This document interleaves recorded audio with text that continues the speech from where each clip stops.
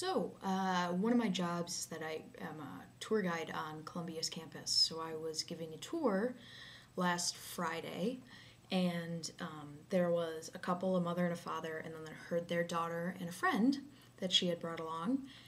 And they were very done up and looked very affluent, let's just say. And as we were walking out to begin the tour, I was bringing up the rear. The other tour guide was leading them, and I don't think, or at least I hope they didn't, I don't think they knew that I was behind them, because I just heard the man say to the woman, "She's bald." He whispered it, and she was like, "Yeah, I know." But then the conversation dropped, I think because they were too focused on where we were walking. But we're walking around another building, and again, I was in the back of the group because there were so many of them, and I really don't think that they knew that I was back there. Because I just hear them having this conversation, and obviously they had been talking about it prior to me hearing it, and the man just goes, "Well, maybe she has cancer." The woman thinks that this is ridiculous. She's like, "Oh, she wouldn't still be in school if she had cancer. She wouldn't still be going here." And then, as if it dawns on her, she just goes, "Maybe she's a lesbian." And the husband sort of gets this shocked, jolt through him thinking about it. And then, they kept murmuring, but if I had gotten any closer, they would have known that I was listening. But it was just amazing that first they thought that I had cancer because I didn't have hair, and then that a person with cancer could no longer be going to school. And then, well, if I don't have cancer, I must be a lesbian, because why else would I not have any hair? I was very tempted to make a pass at their daughter, just to scare them. Ask her if she likes Tegan and Sarah, or wears flannel. But it was interesting. Also interesting is the responses that I got from the different people I told this story to.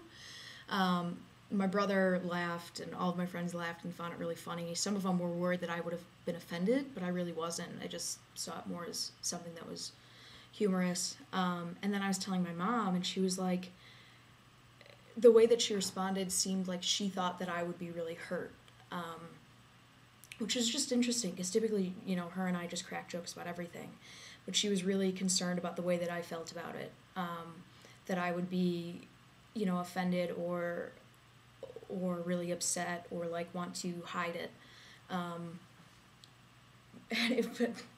So I don't know. I don't know if that was her own prejudices coming through or what. Not that I didn't think that she would have any against lesbians or people with cancer, because my older brother had cancer.